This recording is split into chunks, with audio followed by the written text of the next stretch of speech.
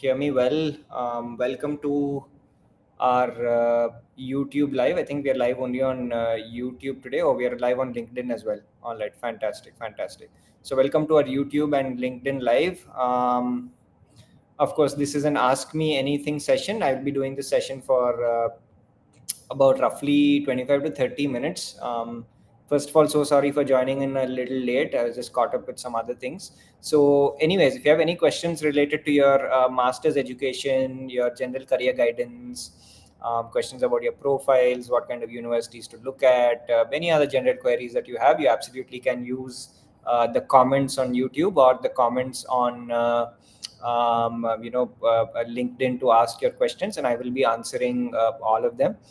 As always, we look forward to your wonderful questions, and there are honestly a lot for that 30-minute time frame. So invariably, we end up not being able to answer some of the questions towards the end, but we'll try our best, right? In case we are not able to answer your questions, you can always schedule a free consultation call on our website, gradvine.com, or call us on the number that's scrolling below, or we will put a link in the chat box that you can use to schedule a free consultation call with us and have all your doubts clear, right? So that option is always there. But in any case, for the next 30 minutes, my time is yours. So whatever questions you have, please do put them in the YouTube comments and in the LinkedIn comments, and I will be happy to answer them. Of course, this is not just restricted to master's applicants. If there's anybody who wants general career guidance in India, applying to Indian MBAs, foreign MBAs, stream selection after grades 10, Gradvine does a lot of career guidance as well. And our career guidance is also very, very reasonably priced. So you can absolutely, push for that. All right. So there are questions flying in already, and I'm going to take the questions as they come. All right, first question is a beautiful one. University of Washington versus Texas A&M for MIS.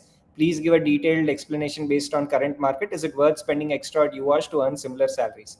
If I have to be perfectly honest, I'm sorry, I lost the question. All right, there it is. Thanks so much, Jeevit, for that.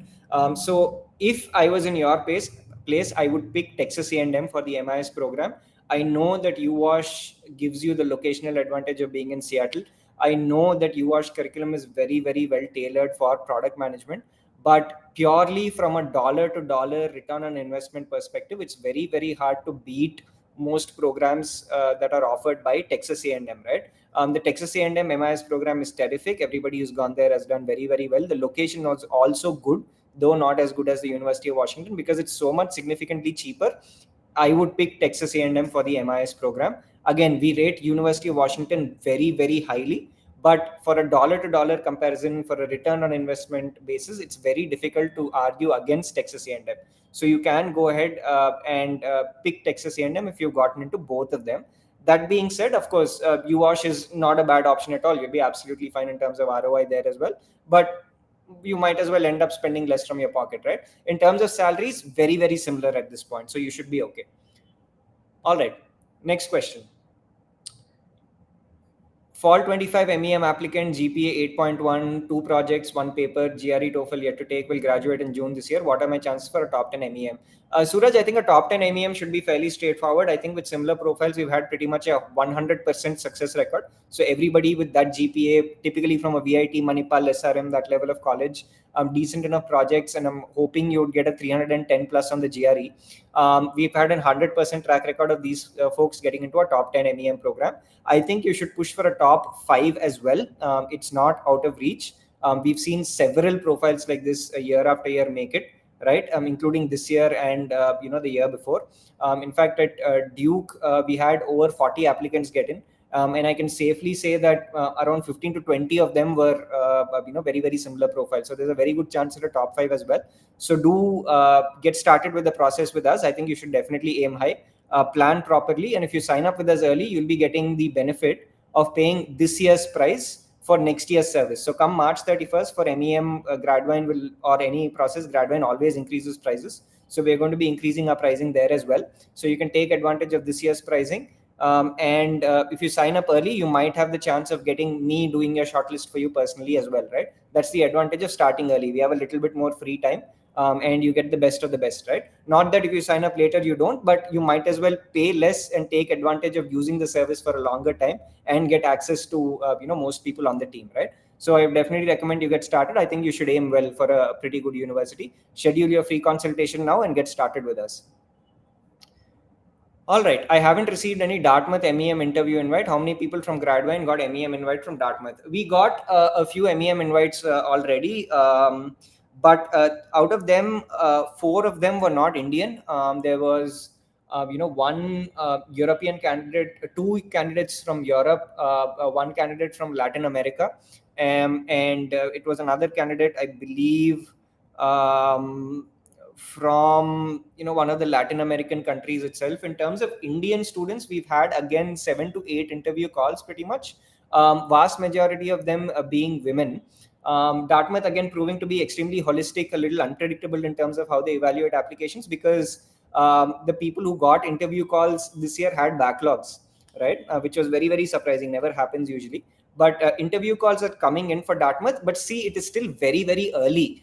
Today is what? The 26th of January, very, very early, right? Dartmouth interview calls will go on till the 15th of February, sometimes even the end of February, right? So I wouldn't be too worried, but interview calls have been coming in at a fair rate at this point in time.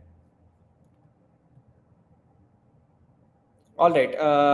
MS in software engineering, UMN versus UMCP, which is better? I don't know which one you're talking. Is it University of Minnesota that you're talking about? If you can clarify that, I'll answer your question. When UMN is, I'm not sure which one you're alluding to, or maybe it's not clicking in my mind. All right.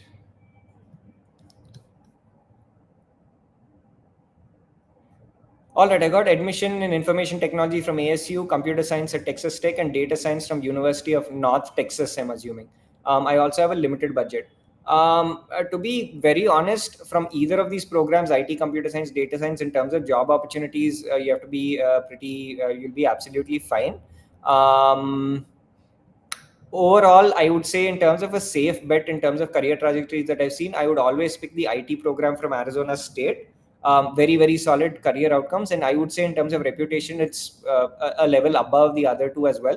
Unless the tuition that you're paying, depending on the scholarships or whatever that you've been offered, is significantly different, I'd pick IT from Arizona State. All right. What is the average GPA range to get into top 5 MEM? Varies greatly. I've seen people with a 6.8, 6.9, but solid work experience make it to Duke as well. Cornell has been a little bit more GPA centric, so you typically need to be above 8. Dartmouth has taken everybody from a 7.5 to a 9.5 typically, but this year again, people who've had backlogs but great work experience have been called to interview. The admit is not done yet, but if you're being called to interview, that means that they're very interested in giving you an admit, right? So that's the typical GPA range. Usually my recommendation, if you have anything above a 7.5 and some sort of an X factor in your profile, I would apply to 1 or 2 of the top 5s usually.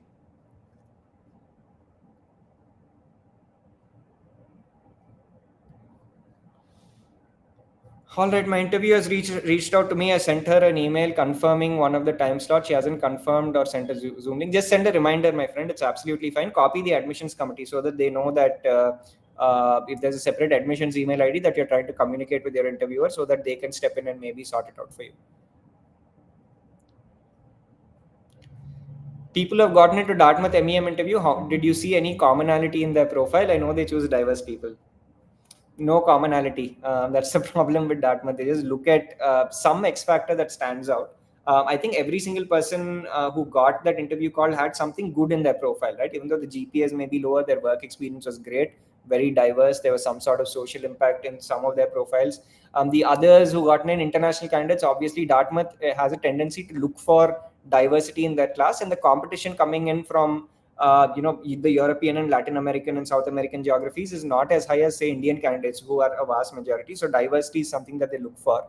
So there's no fixed pattern, my friend. I've seen perhaps the maximum number of people overall get into Dartmouth MEM, and I've still not been able to establish a specific pattern, right? So even this year, they've selected all very, very good people, but there's no fixed pattern or a fixed sort of commonality in their profile. All right, TAMU MIS versus UIUC MSIM, which is the best for data sort of roles? Overall, blindly compared to both programs, in all respects, I would pick the TAMU MIS. I don't even think it's too much of a discussion. Will a digital marketing internship help the MEM profile? Any certification or courses that can be done? Digital marketing internships will help as long as there is some element of analytics and marketing analytics or data analytics related to it. If there is any tech-related intervention or automation that you've done in order to run campaigns, right? Potentially, which reduces potentially the amount of individual man hours that need to be put in, and therefore improving the spend to return ratio, then maybe yes. But if it's been largely content related stuff, then no. Certifications and courses do not help, not only with the MEM program, they don't help with any program pretty much. All right, I've applied to all MEM programs except Cornell. Can I submit the same personal statement or diversity essay as Dartmouth for Cornell? You can, I think you can absolutely do that. Again, personal statements have no fixed formula, right? I know that we give you guidelines, we give you paragraph by paragraph guidelines and stuff like that, but a personal statement is very personal, right? So who are you, what has shaped you, what experiences have shaped you, what experiences have shaped your goals, why are you passionate about what you're passionate about professionally, what is drawing you personally towards the program, and how are your life experiences going to help you contribute uniquely to the program, right? Either to your peers, through a particular club, to the faculty, whatever it is, or as an alumni in the future. So it's a very free flowing structure. If you've written the optional diversity essay for Dartmouth, I think it can be fairly similar to the same that you can submit to Cornell, right? Lot of MEM related questions, loads of MEM. Let me try and do something diverse, right? I think the audience also might get bored. All right, guys, once again, I'm getting a huge deluge of questions at this point in time. I will extend this live session by another 30 minutes. I'll go on till 5:15, unlike ending it at 5 as I planned. But I still won't be able to answer all your questions. I request you, if I'm not able to answer your questions, please schedule that free consultation call and speak to our team, and we'd be helping you out. I've actually lost the flow of questions because of the sheer number coming in. Thank you for that. But I'm trying my best to answer your questions, right? But schedule a free consultation if I don't get to it. I've gotten hate messages in the past on my LinkedIn saying that you wasted my time not answering my question. That's not the intention, but there's only so much I can do in 30 or 45 minutes, right? I'll move on quickly to the next question. All right, another MEM question. All right, is Duke MEM becoming bad or worse with this cohort in the future? All right, Duke MEM has been improving. I don't think it's been bad. If I have to give you a very candid opinion, I think 2 years back, the immediate batch after COVID, they increased their class size to something massive. They went up to 230 to 250 kids. That's when the class size was poor. Last year was a lot better. They were far more selective. They reduced the class size, and therefore the reviews coming from the program based on the mentors who are there and the people we are speaking to also has been very, very solid. So Duke has been good. Between Duke and Cornell, look, the 1 year program at Cornell makes it a little bit of a challenge, right? In terms of finding a job. So if you're somebody with limited work experience, I would still pick Duke over Cornell, but it's a very independent situation. I mean, it could work for you. It may not work for somebody else. You may have your priorities. Somebody may have other priorities. Cornell is the smaller class, but Duke has been certainly much better over the last year or so. All right, Syracuse MEM or Northeastern MEM? Northeastern MEM, slightly better location. It has a co-op program, much better curriculum. And in terms of MEM, if you're especially wanting to break into product management, Northeastern is a great bet.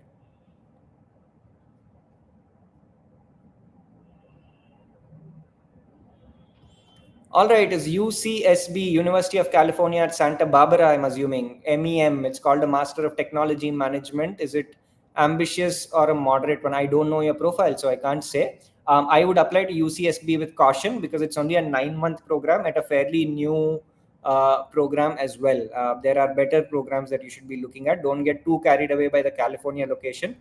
California is not all garlands and roses at this point in time, fairly thorny as well. All right, I'm going to skip a few. NYU versus UIUC Masters in Engineering Management. Tough one, very, very tough one. Very, very difficult to pick. Both have their merits. NYU is the better location. UIUC is the slightly more reputed university because NYU it's offered by Tandon. NYU also gives you a little bit of flexibility in terms of the program length. If you've not gotten scholarships at either, between the two, I would have to marginally pick UIUC because it's slightly more selective in terms of its class.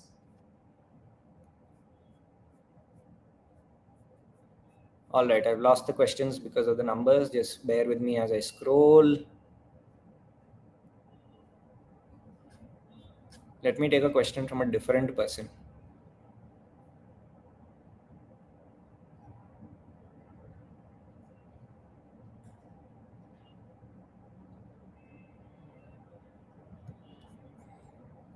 All right, MS in HCI fall 2025. I have around 7 GPA, 8 bands in IELTS. What all colleges am I eligible to apply to? Look, if you want to get into HCI, right? And I don't know if you're an engineer. I'm assuming you're an engineer, but of course, for HCI, you can apply as an architecture student as well. For HCI, you can apply even from design-related courses, right? But assuming you are an engineer, which I don't know if you are, it's better if you have a little bit of work experience in some sort of UI UX design or product design or some of these areas, right? And then that will enhance your profile a little bit. Overall, based on the profile that you have, if you have to look at something which is moderate to moderately ambitious, I would look at an Indiana Kelly. I think that's a fairly good school. I would also look at the Rochester Institute of Technology, which has a very good design program. If you want something safer, then you have IIT Chicago, which is a pretty good program. And another moderate to moderately ambitious one would be the University of Colorado at Boulder. But once again, my friend, I know nothing about your profile, your projects. I don't know if you have a portfolio of any sort. So it's very difficult for me to give you an ad hoc recommendation. But these are based on your GPA, some sort of options that will typically feature in your list. If you want something more elaborate and help with the process, you can absolutely schedule the free consultation call, right? All right. I have received only UTD MSITM for now. I'm still waiting for other 8 university decisions. Should I apply to more safe universities? If you have UTD, why would you apply to anything safer or lower? Right?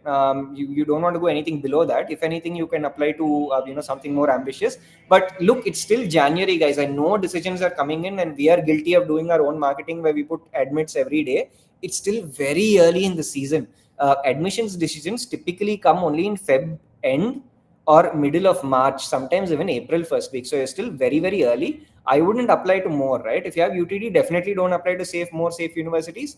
And I wouldn't apply at all to anymore. I think if you've applied to 8, 9, you've applied to plenty. I'd wait and watch. There's still a lot of time,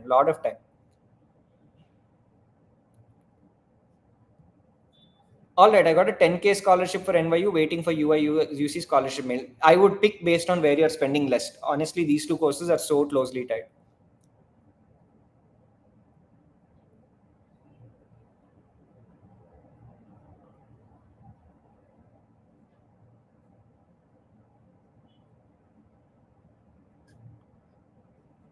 All right, interesting question. I got into NCSU for MEM, but got a reject from Northeastern. How common is this? I'm very disappointed.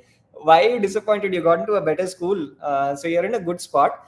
Don't worry, this is very common because you guys have to know, right? Because we understand how admissions processes work.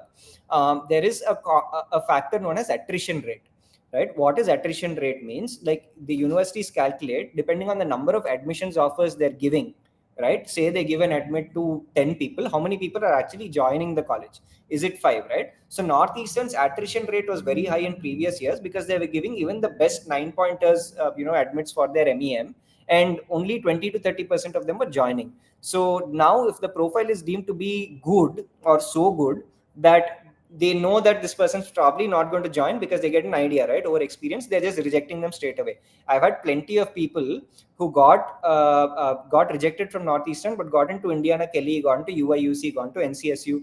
They have interview calls from Duke as well, right? So I wouldn't be disappointed. You're already at a better place, and whenever you're applying, no, if you get into all 8 of the places that you apply to or all 10, then there's something wrong you've done. That means you've applied to too many safe places, right? It is normal. Ideally, if you get into 3 or 4 out of the 10 that you apply to, that is a smart admissions process, right? because what are you going to sit and do getting into 8 or 10 different places? That means you've not used your application fee budget well enough to diversify that and maybe apply to better places. You already got into a better place. Why do you care whether you get into Northeastern or not right now? So congratulations, NCSU is a great admit to have.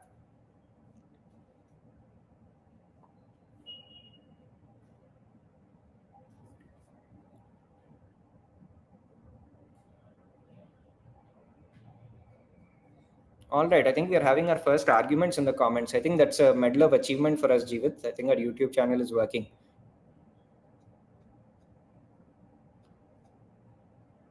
All right.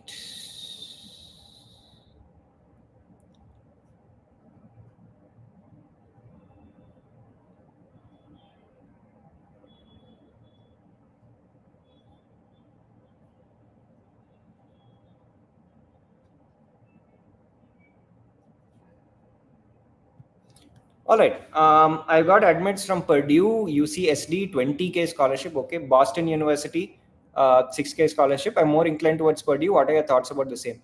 Very, very difficult choice. I mean, throw Boston University out of it. I don't think it's at the same level as Purdue or a UCSD for sure for the business. And it's not anywhere close to the Purdue BAIM program or the UCSD business analytics program.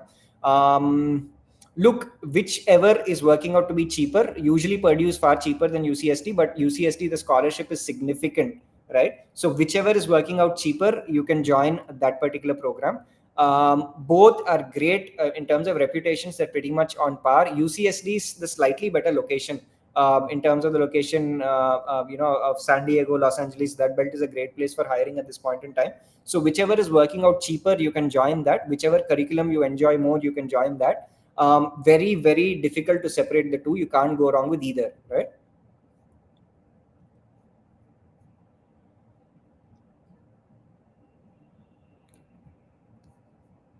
All right. Which universities are good for aerospace engineering? All right. First of all, I wouldn't recommend you do an aerospace engineering at all in whichever country you go to, because the amount of hiring for international candidates within the aerospace area is very, very limited, right? The reason being, a lot of aerospace companies have some sort of governmental contracts that they're invariably involved with, and therefore, when they hire foreign nationals, there is going to be a security issue. Therefore, they don't like to get into that complication at all, and therefore don't really hire people who are dependent on H-1B visas or foreign nationals, right? So I've seen a lot of aerospace grads struggle for jobs and even come back, including people who've gone to places like the University of Michigan and UIUC, right? So I wouldn't apply for an aerospace engineering at all. If you want alternate degrees, you can schedule a free consultation with us, and we'll tell you what your best bets are in terms of that, right? All right, how to be prepared? How to be prepared for interviews? I'm assuming this is for the MEM program. We have an interview preparation doc. So usually for students enrolled at Gradvine, and I don't know if you are. If you are, then get that preparation doc where we give you interview preparation topics that have been asked in previous years and 3 question sets, right? In terms of typical questions that might appear for the interview. Here's a few questions that I've heard that have been showing up at the Duke and the Purdue and the Dartmouth interviews among the candidates who've taken it so far, right? They've been asking, have you ever been in a situation where you've been treated unfairly? How did you react to that, right? They've been asking, apart from your goals and all of the stuff that's in the material that we can share with you, they've been also asking, things along the lines of, what are you most passionate about, right? So you need to really be prepared to think on the spot and answer as well. Interview prep material will cover you for 80-90% of the interview, but 1 or 2 questions which are genuine personal insight questions, you have to be able to think and answer on the spot, right? So use that material that we provide you, and you should be by and large good. All right, I got an interview call from JHU MEM. How many do they interview and taken or reject? The number of people who get interview calls from JHU is very, very low. They're very selective. This year it's changing, I believe, but the last year and the year before, at least for our candidates, I don't know about the general trend. Around, if there were 10 people interviewing, 8 or 9 got in, right? So I think you should go into that interview with a little bit of confidence. Usually JHU's interview is very short. It's about 10-15 minute. Hey, I want to get to know you a little better. I really like the application you submitted. I just want to know if the person who submitted the application and the person who's talking is the same, to verify. That's how the process is. It might be a little different this year, but an interview call is a huge step forward in the process. So congrats on that.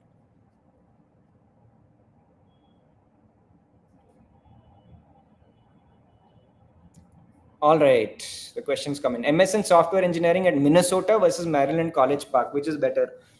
Very tough to pick. Minnesota is a very underrated and a very highly reputed university as well.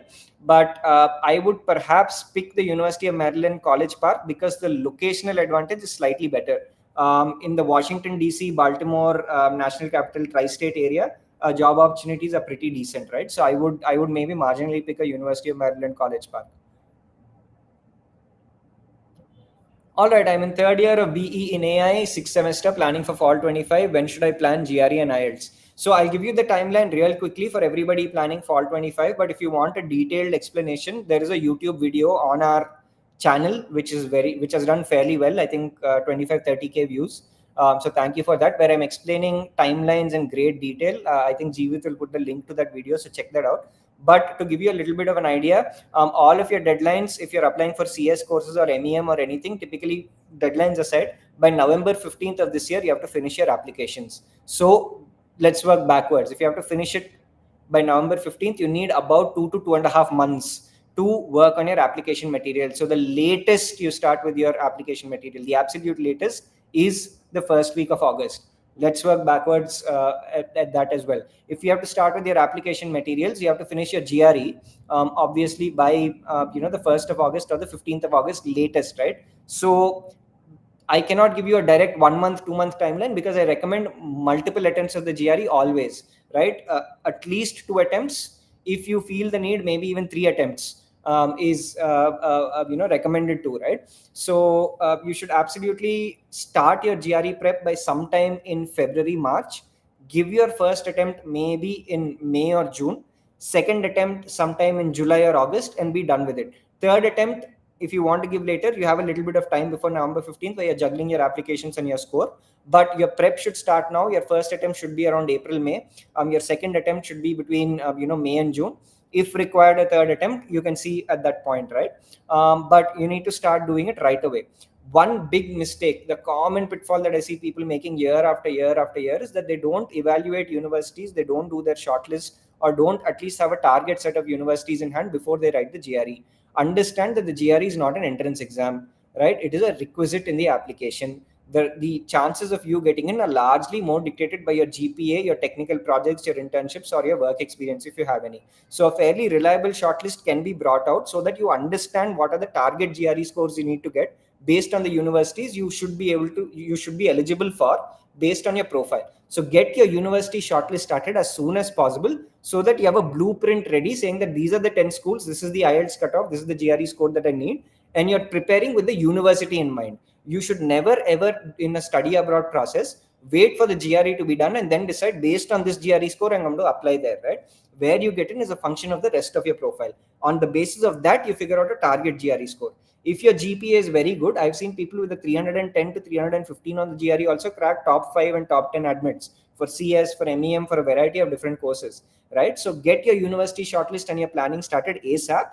I think students don't spend enough time on that at all, right? And that's where you need to use our expertise and speak to the right people in terms of getting the shortlist done. But this is the basic timeline that you have to look at. GRE and IELTS, at least your coaching should start by next month for sure.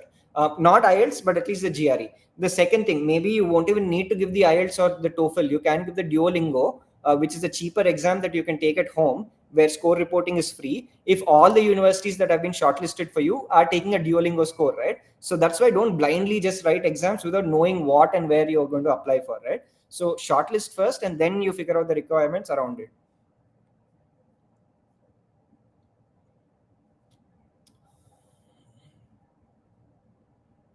All right.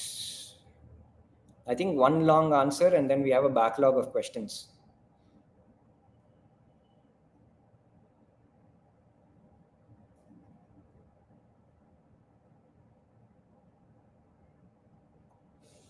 All right.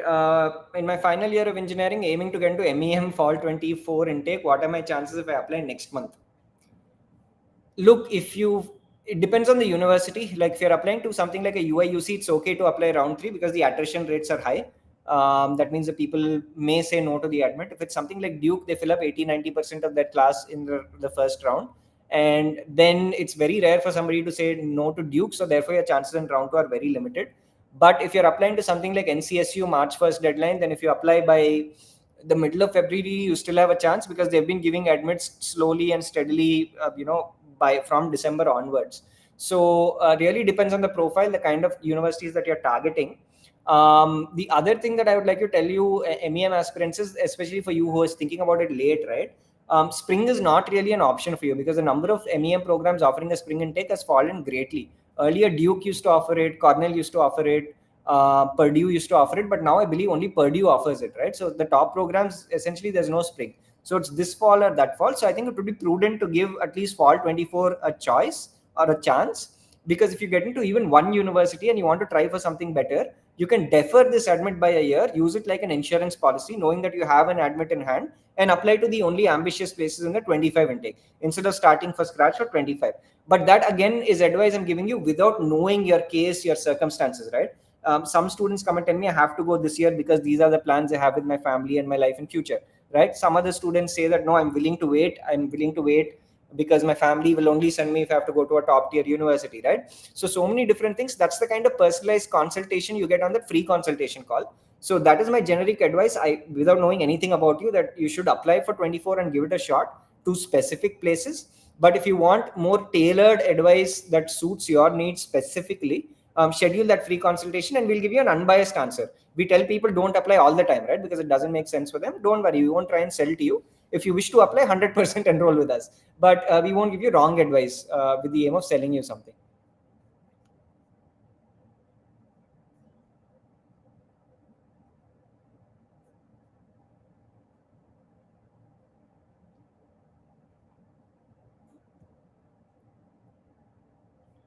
Ranking or location,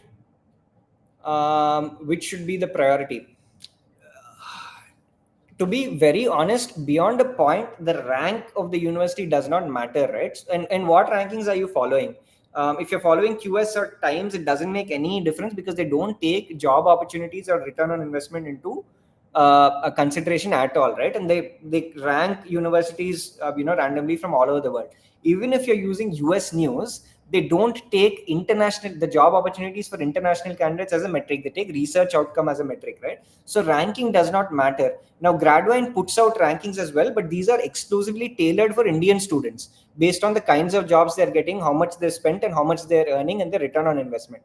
And in that ranking, the location is also baked in, right? If so, we usually see that except the top tier universities, like for example, a Dartmouth MEM, location is terrible, but the reputation is so strong that it will carry you through.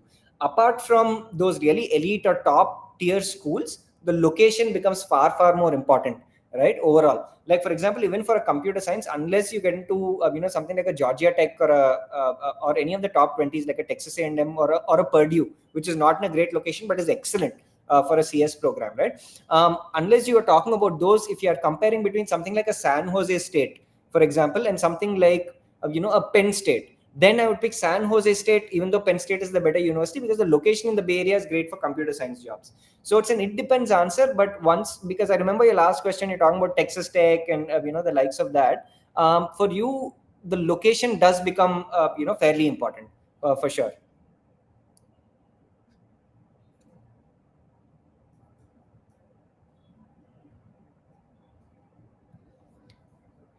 All right, I got into the MSAI program at Northwestern. Okay, that's a terrific question, the terrific admit rather. So congratulations on that. Could you please elucidate on its pros and cons? I contacted present students as well. I wanted to know your perception. I honestly can't think of any con of that program apart from the fact that it's going to be very expensive, considering it's Northwestern, right? Apart from that, anything CS, AI, data related at Northwestern is absolutely terrific. I think there is a common misconception among people that Northwestern is only good for business programs because Kellogg is terrific. Northwestern is an excellent engineering school. Northwestern is an absolutely elite undergrad school as well. Overall, it's a fantastic, fantastic school. It's on par with the Ivy League schools for a lot of programs in itself, because that's how good it is, right? The cost, of course, is on the higher side, as it is with a lot of universities that are elite. But even in terms of location, Chicago, Illinois is a great place to be.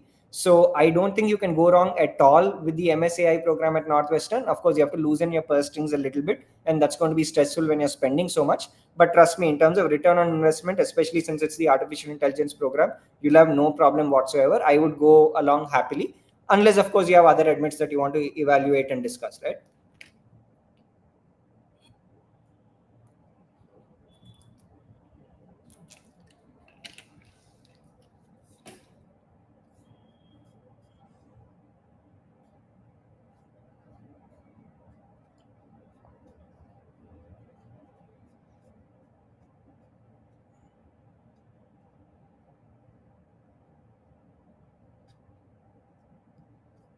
All right, I think this question has appeared a lot.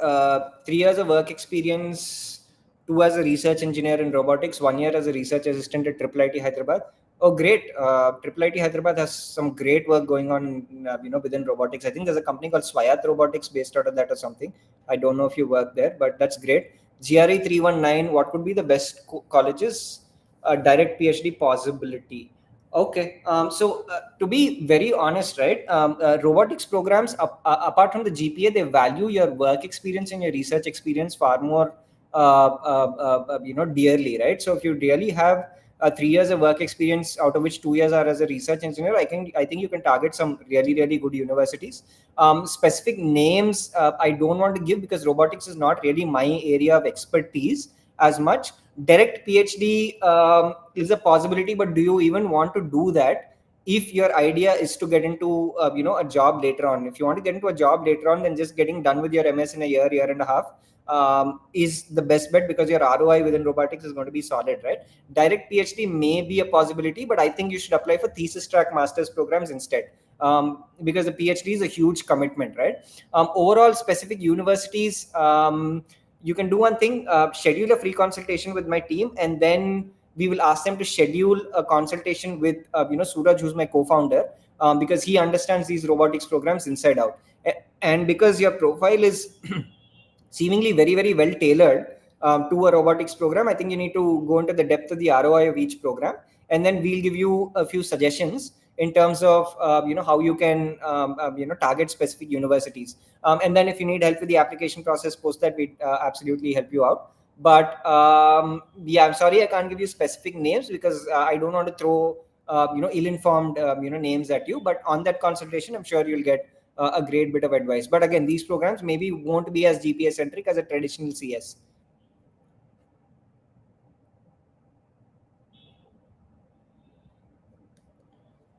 All right, one of my recommenders yet to upload his LOR for the past 15 days. Ouch, that can be painful.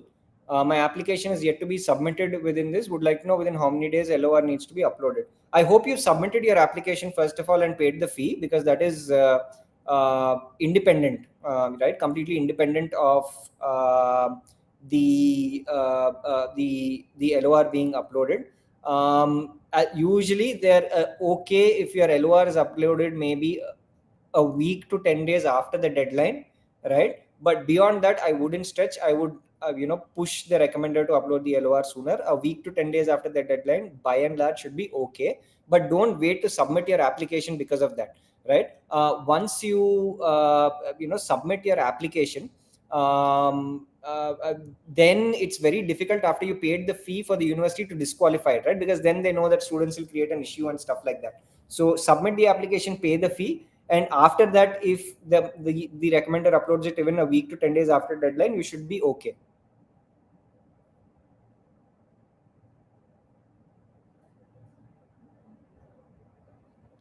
All right. I'm sorry, the questions are just flying through, and it's flying around. Just lost it.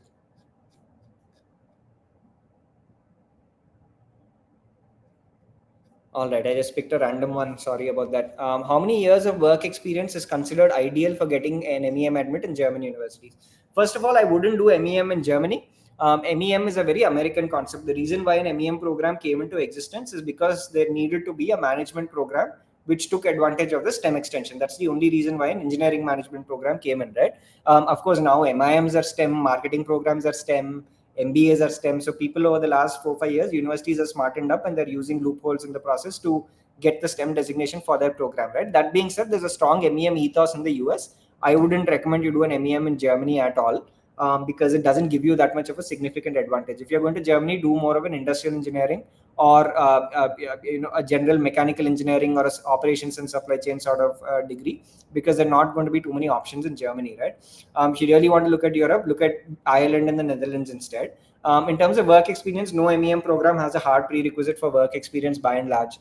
So whether it's the US, whether it's Germany, there is no ideal sort of work experience, even though 1 to 2 years will enhance your application over a fresher, typically, especially if your GPA and your technical projects are not that great from college, right? All right, please give me all options after a BCA. There are a lot of options. You can apply for a general management degree, like an MIM. I'm assuming a BCA is a 3-year degree. So for all of these recommendations, if you're applying to the US specifically, write an email and see if you are eligible. After a BCA, if you have database management systems, data structures and algorithms, object-oriented programming, operating systems, if you have these 4 prerequisites, you may be eligible for a straight computer science master's as well, right? Provided they're accepting your 3-year degree, for which you have to write an email and ask. You can apply, if you have work experience, you can apply to an MIS, Masters in Information Systems too. If you want to go into more of the product side, you can apply for an MS in HCI, which is Human Computer Interaction. You'll be eligible for that as well. If not, if you want to do, after a BCA, yeah, tech, non-tech, I've covered pretty much. So yeah, these would be your options. You can do an MIM. You can do, if you're eligible, you can do an MEM. You can write an email. If you have the prerequisites and universities are accepting your 3-year degree, for which you have to write an email, you can do a computer science degree straight away. If you want to go into product design, you can do an HCI. If you have a little bit of work experience, you can do an MIS. If you have a little bit of work experience, and because you will have experience with programming, you can do a business analytics also. So plenty of options, but you have to start the process a lot earlier, because with the 3-year degree, you have to write emails to check your eligibility, right? I hope that answers your questions.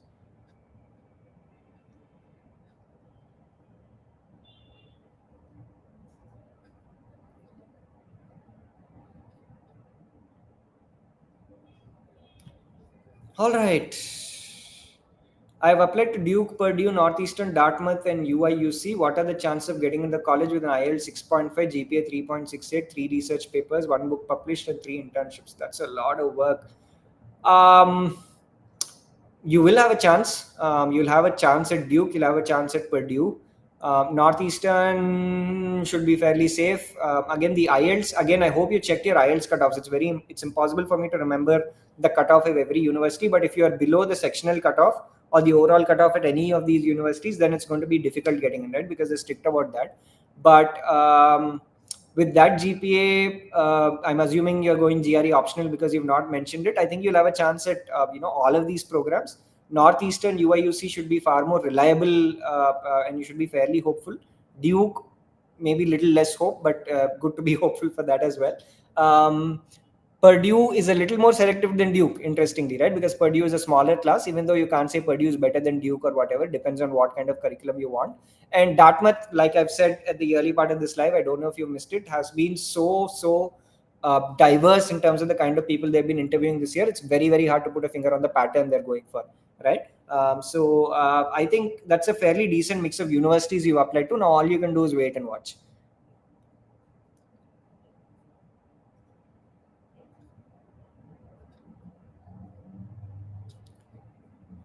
All right. How is the Masters in Engineering Management program at Washington University, St. Louis?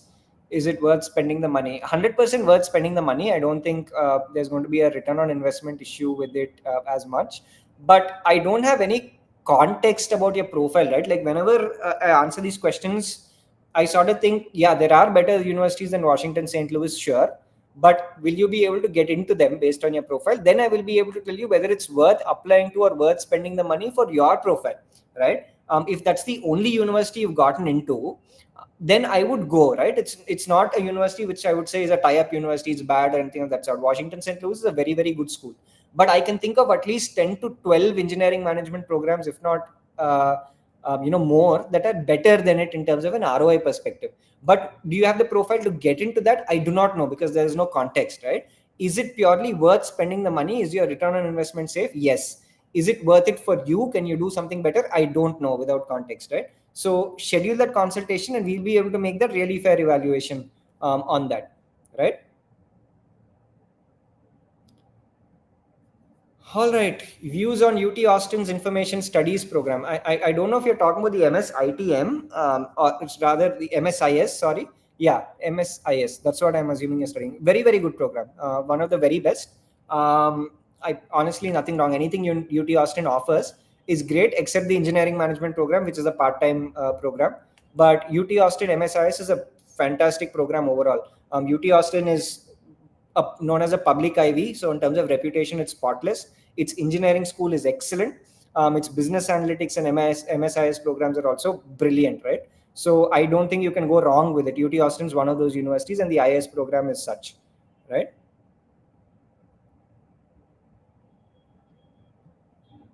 All right. Speaking of university comparison, Northwestern versus USC versus UCSD versus NYU, all for AIDS.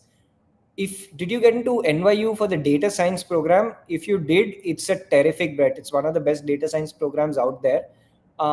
Very tough pick between all of these. I would maybe eliminate USC because it's a slightly larger class overall. Nothing wrong with the program. It's just that you're comparing such elite universities that something has to be below on the pecking order, right? I would say no to USC. Between Northwestern and UCSD, I would still favor Northwestern a little bit. NYU, if it's for the DS program, it's an elite program. It's a very, very difficult choice to make. Really depends on what curriculum you prefer, right? Overall. So it really comes down to that. That's how fine the line is between these programs overall. Negotiate for a scholarship with all of them. If you are sitting on all four of these admits, I would take advantage and 100% negotiate for a scholarship, saying that, hey, I have offers from all of these beautiful places, which would all take me to the career opportunities I'm looking for. But your university is my priority. Can you please give me a scholarship so that it makes my decision of joining you a little easier, right? And whichever works out cheaper, go to that in the end. Maybe USC out of it, UCSD also out of it, Northwestern versus NYU, if it's the NYU DS program that you've gotten into.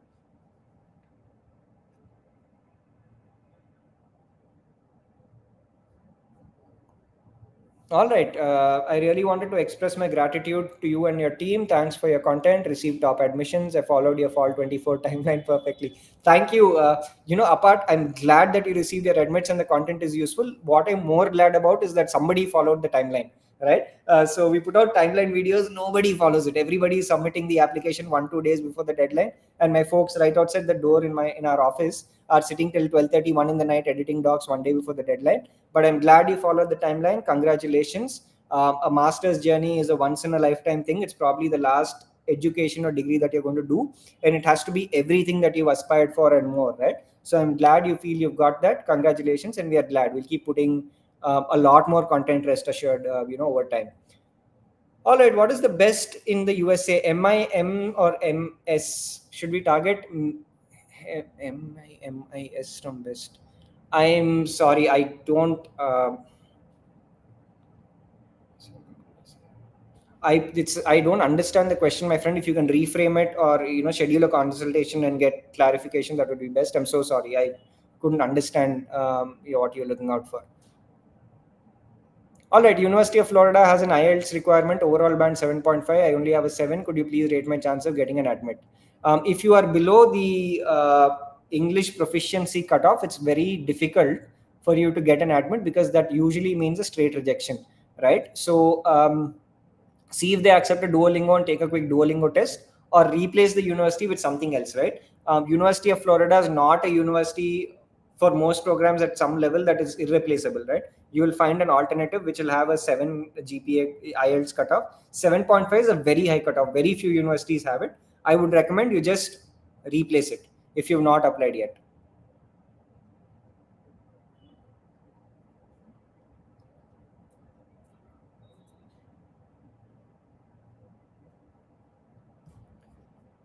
Alrighty, maybe the last question I will take for the day. I applied for 3 safe universities out of 11. Rest are ambitious considering my profile. Is it wise to do so? I haven't received any decisions and applied in December. Once again, very, very early for decisions, guys. Don't worry yet. I know that there are people writing posts about it. We are only doing our own marketing about the admits coming through. There are a few coming in, but a vast majority of your decisions are going to come only mid-February or mid-March. That's going to be the time period. You might hear back from 5 universities within 1 week, right? If you apply to 3 safe out of 11, you're fine, right? I think maximum 2 safe is enough. Usually, if you're doing a strong enough good application, I wouldn't do more than that. Just wait for now, right? I would wait. All right, Himavarsha has a profile 3.87 on 4, 2 internships, 1 research paper, IELTS 7.5. Is Washington St. Louis worth my profile? You are aiming too low. You should be pushing for a top 5 attempted, top 10 for sure, right? I would be submitting applications to Duke. I would be submitting an application to Cornell. I would be submitting an application to Johns Hopkins and Purdue if you like the curriculum. My safe universities would be Northeastern. You don't really need to go to a Washington St. Louis, right? Way too safe. Spend your money wisely, right? You'd much rather spend 50 to 60 lakhs at a top tier program than 40 lakhs at a university that is not very good, because you reap the benefits of the returns for the rest of your life, right? So you're aiming too low with Washington St. Louis.